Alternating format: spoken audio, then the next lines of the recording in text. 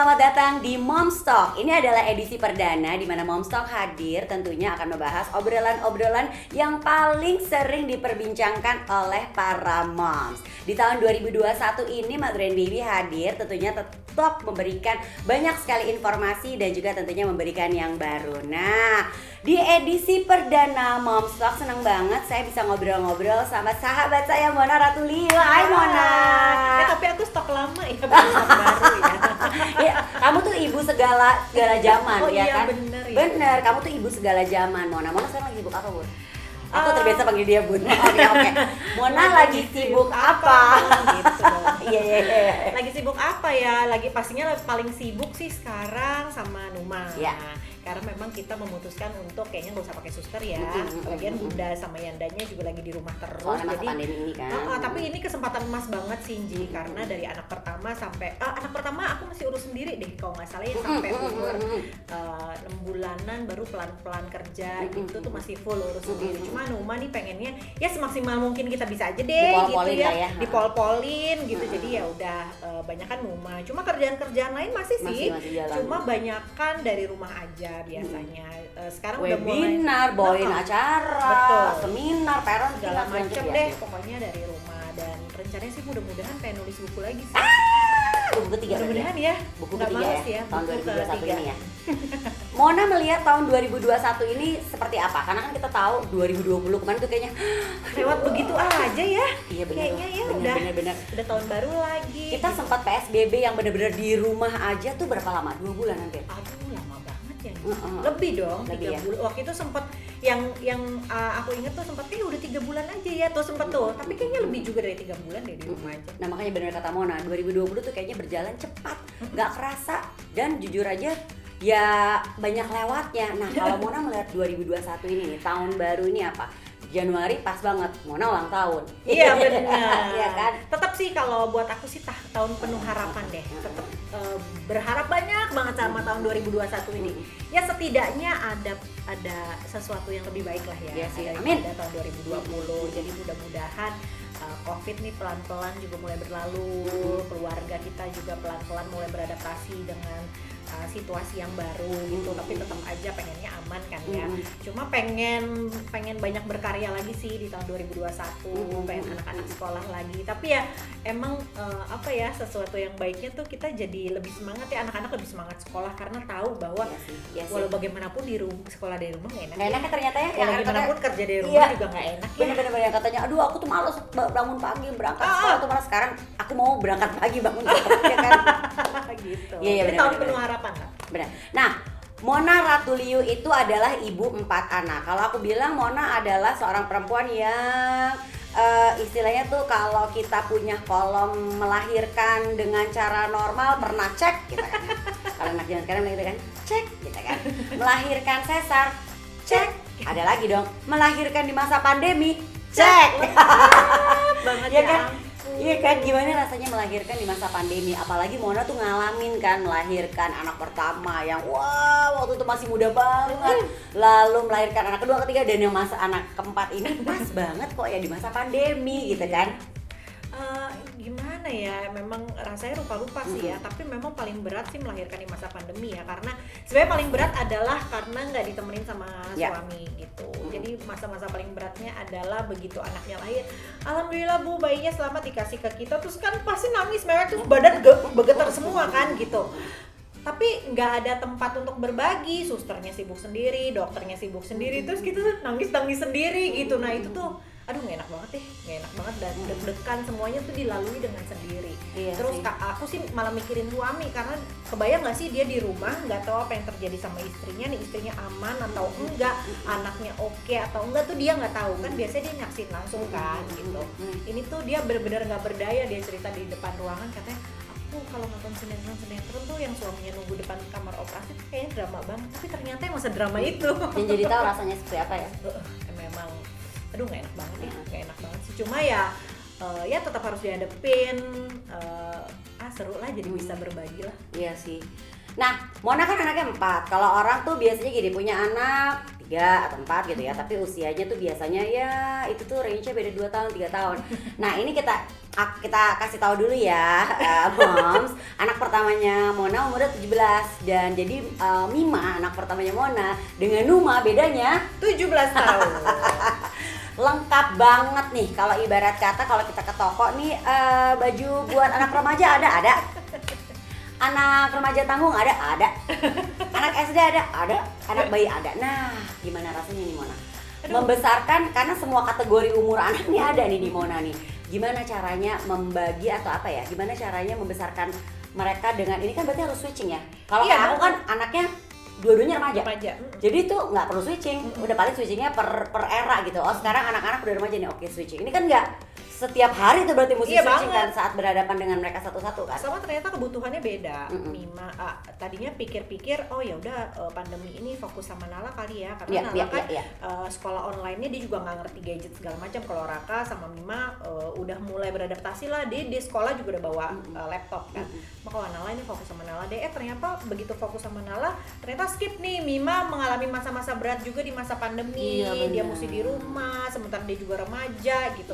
Dia butuh curhat, dia pengen curhat, ternyata dia lihat bunda kok kayaknya repot, ada bayi mesti urus Nala dan lain sebagainya, padahal dia butuh teman berbagi kayak gitu. Oh ternyata nih anak juga butuh orang tuanya, tapi mungkin dengan apa ya treatment yang berbeda gitu. Nala mungkin harus bantuin dia ngeluarin energinya yang banyak kan, namanya juga anak SD ya. Kalau Mima ternyata dia butuh apa ya, mesti tetap nyediain waktu buat Mima untuk tanya terus gitu, kita cek terus gitu, Mima apa kabar hari ini, oke apa enggak, gimana sama temen-temen segala macam, secara berkala tuh mesti dicek gitu. Siapa tahu karena dia kalau nggak dicolek dia juga kan, namanya anak-anak kan pikirannya banyak, aduh aku sekarang nggak ya curhat sama bunda, jangan deh kayaknya bunda repot gitu. Jadi kita yang mesti tanya terus gitu. Kalau Raka beda lagi, Nala juga kebutuhannya beda lagi, Numa juga bener-bener menyita waktu yang banyak banget. Seru Lanji, cuma emang mesti bagi waktu banget. Cuma ya mau gak mau jalanin juga. Satu yang seru dari sahabat aku Mona Ratuliu ini adalah di saat perbedaan nyata yang Mona rasakan dan Mona bagi juga sebenarnya ke semua moms dan juga ke kita adalah saat menyiapkan MPASI buat Numa. Karena kata-kata Mona zaman dulu, karena kan sekarang bener full sendiri kan, sama sendiri. Seperti waktu zaman Mima, anak pertama Mona yang sekarang umurnya udah 17 tahun. Gila, zaman dulu aku tuh nyiapin MPASI itu ribet banget. Sekarang kok lebih santai. Enak itu gimana tuh? Transisi dan sama kenal aja juga udah beda kan? Iya, yang emang pengen dibagi tuh emang itu. Jadi memang hampir dari tahun ke tahun dunia kedokteran tuh berkembang pesat banget gitu ya. Jadi emang kita walaupun kayak aku gitu, anaknya udah 4 gitu, tapi tetap harus cari tahu lagi apa yang terbaru, segala macam update, karena memang perkembangannya tuh cepet banget gitu. Jadi banyak nih ibu-ibu sekarang yang begitu aku bagi MPASI yang masak ini itu, loh bukannya mesti dari pisang dulu ya mbak, loh bukannya mesti biskuit dulu ya, aduh itu tahun berapa tuh, ya, gitu mesti update lagi gitu. Waktu Mima aku mulai dari kalau nggak pisang biskuit bayi sama. ya lupa deh. Sama. Ya. Anak pertama aku biskuit pisang sama biskuit bayi. Ya itu. Iya benar. Raka itu udah mulai karbohidrat tapi aja, jadi nggak pakai lauk, nggak pakai jadi apa. Kayak, misalnya jadi tunggal tuh. Bubur doang. Iya, ya, bubur gitu. beras merah, bubur beras putih gitu kan. Iya, menu tunggal ya. Menu tunggal. Nah, kayaknya masih menu tunggal deh. Tapi nggak boleh gula garam. Betul. Sampai setahun ya kan. Numa beda lagi, udah mulai masuk makanan meja, tapi yang terasik tuh sebenarnya yang sekarang. Yang Numa ya. Yang Numa karena kita nggak perlu mempersiapkan makanan khusus, makanannya sama dengan di rumah, cuma teksturnya aja yang beda. Seru deh. Betul. Dan memang sebenarnya kalau bisa dibilang malah Mona bilang gini, malah nggak repot loh sekarang MPASI. Iya, MPASI-nya Numa yang pertama itu tuh di saat lagi liburan. Iya benar. Nggak repot kayak gitu ya kan. Nggak repot sama sekali, seru malah nyiapinnya. Terus senang banget berbagi sama banyak orang tua, soalnya ternyata banyak yang nggak tahu dan masih ikut pakem yang zaman dulu karena kan mungkin tinggal sama ibunya. Terus nggak gini ya Mas itu bener. Ya apa namanya, kayak ibunya masih ngasih tahu, zamannya ngasih si anaknya zaman dulu gitu kan, tapi itu ternyata udah beda banget. Nah ini pas nih mumpung Mona membahas masalah ini nih ya, sebelum kita ngomongin soal me time-nya Mona. Nah banyak pastinya dari para moms yang ngalamin, karena kemarin baru juga salah satu teman aku yang baru punya anak pertama mau masuk masa MPASI, dia bilang aku tuh bingung, kata mama aku tuh begini, kata mama aku tuh begini, kata mama aku gini. Gimana tuh cara mensiasati bahwa ini kan udah ya Mona aja dari anak pertama sama anak keempat jadi beda, apalagi dari zaman ibu kita ke zaman anak sekarang. Gimana cara kita mensiasati atau kayak ngasih tahu nih ke orang tua kita, ngasih tahu nih ke mertua kita bahwa udah nggak gitu zamannya mabuk gitu kan. Zaman dulu tuh sama sekali have no idea karena emang tinggal terpisah sama orang tua dan mertua kan. Cuma sekarang nyokap lagi tinggal di rumah. Iya benar-benar gitu kan. Pasti banyak tuh. Nah itu tuh gitu ya. cuma memang kalau aku sih prioritasnya nggak ribut sama ibu. Iyalah. Itu adalah prioritas utama gitu. Pasti Bagaimana misalnya juga gitu. Dicari akal gimana caranya supaya nggak ribut sama ibu, karena dia punya prinsip sendiri, kita punya prinsip sendiri. Tapi aku juga bersyukur sih, mamiku juga tipenya mengikuti perkembangan zaman, walaupun dia suka kagok ya ngelihatnya kok gitu sih, gendongnya kok gitu ya gitu, ih makannya kok gitu ya. Cuma biasanya sebelum masuk ke empati udah paparin duluan nih gitu, jadi ngobrol-ngobrol sama dia, loh kata dokter kok begini ya Mi, dulu kayaknya makan pertama pisang ya Mi ya, dulu aku apa sih gitu kan, iya pisang, kok sekarang beda loh Mi, ternyata kita diskusi dulu. Jadi jangan dilibatkan. Kalau misalnya jeng tiba-tiba kasih makan anak terus nyokap kok kasih makannya gitu, tuh kan rame ya. Iya benar-benar gitu syaratnya. Jadi sebelum 5 bulan tuh ya, kan makan 6 bulan tuh, anaknya usianya 6 bulan baru makan, dari 5 bulan udah mulai tuh dipaparin gitu. Ternyata gini ya, lucu ya, udah beda ya Mi, waktu itu Raka beda lagi loh, oh ternyata bukan pisang Mi duluan, coba deh kita lihat, coba menunya apa aja, segala macam tuh udah diskusi duluan Ji. Jadi begitu terjadi tuh udah sepakat nih, jadi prosesnya udah sebulan dulu. Jadi begitu Numa masuk empati, kita serumah udah sepakat bahwa empatinya Numa ya begitu gitu. Dicatat ya Mams ya. Supaya nanti kalau perlu dibawa ke dokter waktu vaksin. Oh iya. 4 bulan vaksin anaknya, bener. ajak orang tua ke dokter, jadi diskusi sama dokter, libatin orang tua juga tuh lebih enak malah. Oke. Lebih enak. Sekarang mau ngomongin soal me time, ya kan? Karena satu gini, kenapa me time harus jadi highlight ya? Buat kebanyakan moms, me time tuh kayak yang gak boleh. Iya. Kok ibu me time sih? Ibu tuh ya harus mendedikasikan 24 jam buat anak, suami, dan keluarga. Itu kan baru anak 1, ntar kalau udah ngerasain anak 2, anak 3, anak 4. Nah, me time-nya Mona Ratuly itu seperti apa? Dapat izin dong tentunya, pasti disupport dong sama pasangan untuk me time. Sebenarnya sih kayaknya hampir semua pasangan sih support aja ya kalau misalnya kita mau diskusi. Justru dari kitanya yang ngerasa bersalah kalau kita mau istirahat, kalau kita capek, kalau kita sakit, kita tuh ngerasa bersalah gitu. Jadi nggak bisa ngelayanin anak-anak, nggak bisa ngelayanin keluarga gitu. Sebenarnya yang mesti diajak sepakat tuh diri kita sendiri dulu loh gitu, bahwa kita sadarin deh kalau kita tuh sebenarnya manusia loh, butuh istirahat loh. Kadang-kadang capek, kadang-kadang sakit. Kalau capek suka marah-marah lagi. Oh bukan lagi. Ya kan, daripada keluar tanduk mendingan dirawat tuh tanduk ya biar nggak keluar gitu. Nggak salah lagi. Tapi aku juga dulu merasa bersalah kok kalau pengen istirahat, merasa bersalah banget sampai akhirnya bener-bener ajak diri sendiri sepakatan bahwa aku butuh istirahat. Nomor 1 itu, nomor 2 baru ngobrol sama suami. Aku tuh kalau capek suka marah-marah ya maaf ya gitu. Terus suami jadi muntah deh tuh kan cerita, iya kamu ini gitu kan. Ya udah deh, aku ternyata kayaknya lagi butuh istirahat, kamu mau nggak bantuin gitu. Tapi suami tuh biasanya mau bantuin kok, dia akan seneng banget kalau istrinya nggak marah-marah kan ya. Iya sih, benar sih gitu. Jadi pokoknya ajak sepakat diri sendiri dulu kalau aku butuh istirahat. Biasa kalau lebih baik banget sebenarnya wajib banget bisa istirahat setiap hari sih Ji. Gue yakin banget sebentar aja paling nggak ya. Yakin banget kalau badan tuh bukan cuma perlu istirahat fisik tapi juga perlu istirahat mental. Setuju. Tunggu anak-anak tidur aja dulu. Kalau malam nih anak-anak udah tidur, sisain deh mau setengah jam kek gitu, mau sejam kek. Ibu kan lagi suka nonton drakor tuh ya kan. Nonton deh tuh drakor nangis-nangis, kalian keluarin emosi gitu. Ada yang suka ngerajut, ada yang suka gambar, ada yang suka ngelukis, terserah deh ngapain. Yang penting kegiatan itu bikin hati kita seneng, jadi hati kita tuh istirahat sebagai ibu gitu. Nah itu tuh lumayan obat banget sih untuk segar lagi besoknya. Kalau zaman sebelum pandemi kan kita bisa tuh ya melarikan diri ke salon atau ke spa. Kalau sekarang kan dia penuh pertimbangan aja tentunya kalau kita mau kabur sebentar gitu untuk me time. Nah banyak akhirnya jadinya ibu atau moms yang mengalami stres di masa pandemi ini. Nah, bagaimana cara Mona mengatasi, ngalamin nggak sih stres? Jadi ngalaminnya tuh di awal-awal pandemi pas mau melahirkan. Setelah ditelusuri gitu, akhirnya sadar bahwa kayaknya stres tuh hadirnya gara-gara harapan yang ketinggian, tapi nggak mungkin terjadi di masa pandemi ini. Contohnya gini, pengen banget melahirkan normal didampingin suami, waktu itu tuh gitu cita-citanya, ngotot banget pengen normal didampingin suami, tapi waktu itu nggak ada kepastian.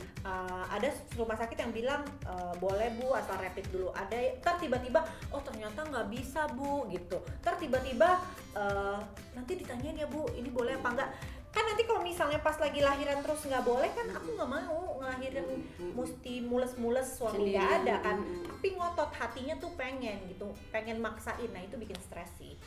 Akhirnya menyadari bahwa oh nggak bisa gini nih, kita mesti terima dulu kalau kondisinya memang nggak normal gitu, kalau kondisinya lagi pandemi gitu ya, kita ikutin alur aja, nggak perlu ada ekspektasi yang ketinggian.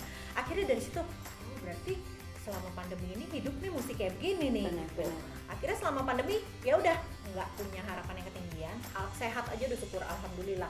Jadi nggak pernah berharap anak dapet nilai yang gimana gitu, yang penting mereka bahagia gitu.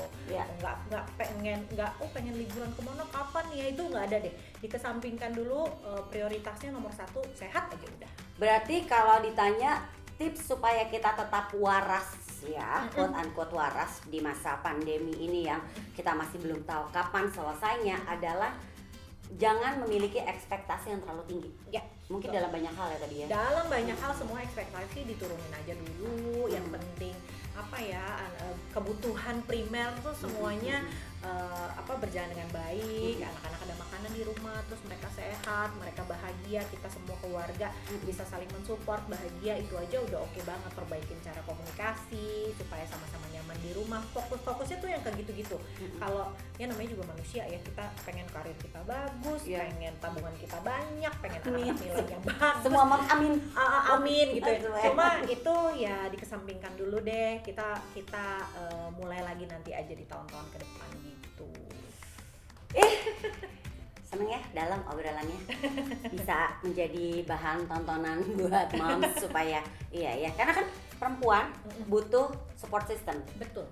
Satu pertanyaan terakhir, support system Mona selain dari keluarga, atau mungkin boleh di list deh 1 sampai berapa lah gitu, diurutin support systemnya Mona, karena ini bisa jadi buat contekannya moms juga. Kadang-kadang kan moms suka berpikir bahwa support system pasti gini, nomor 1 suami, ya kan, nomor 2 suami, 3 suami, sampai 5 suami semua gitu. Apakah benar seperti itu? Ini kayak bisa jadi bahan contekan aja gitu kan. Nomor 1 sih tetap suami. Yes, pasti. Karena jiwa raga tuh support sistemnya. Jadi benar-benar kalau misalnya bisa ngobrol, diskusi sama suami tuh udah bikin hati enak banget deh gitu ya. Hidup versi apa aja oke lah kalau suami sepakat sama kita. Nomor 1 sih memang suami.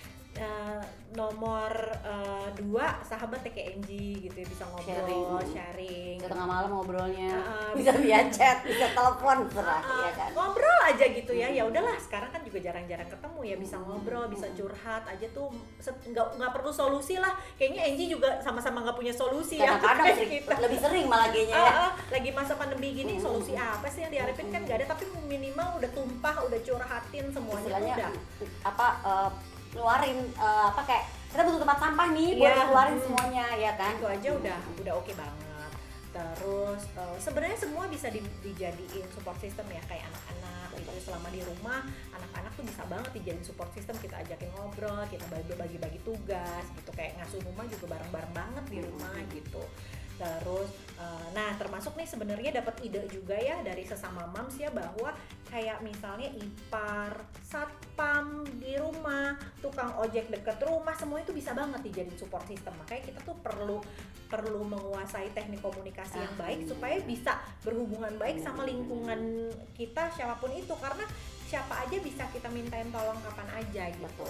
Jadi apalagi di masa pandemi ini tuh nomor 1 tuh belajar, mau nggak mau harus cepat belajar tentang gimana ya cara berkomunikasi positif sehingga bisa berhubungan baik sama semua orang. Jadi bisa jadi support system kita tuh semua orang gitu, bukan cuma orang-orang di rumah, di luar rumah juga bisa, siapa aja bisa jadi support system kita. Apalagi sekarang udah zaman sosial media, sesama ibu di sosial media aja bisa jadi support system banget tuh. Kalau misalnya baca sosial media aku ya, itu di kolom ya, ibu-ibu tuh yang seneng banget lihat ibu-ibu yang saling support gitu. Masalah empati lah, masalah anak susah makan lah, masalah anak belum bisa merangkak lah, itu mereka saling support tuh bener-bener menguatkan banget sih.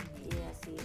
Mona, terima kasih banget udah sharing. Tapi yang pastinya buat moms, moms juga bisa menyimak Mona Ratulio yang buat Mother and Baby adalah Moms of the Month di bulan Januari. Bisa lihat Mona bersama Numa yang ada di website kita www.motherandbaby.co.id, dan juga dengerin podcastnya Mona sama aku akan ngebahas tentang sibling rivalry. Punya anak satu sih nggak ada sibling rivalry ya, 2, 3, 4 gimana cara mengatasinya ada di podcast kita. Terima kasih banyak Mona. Thank you banget Angie. Dan juga terima kasih juga buat para moms.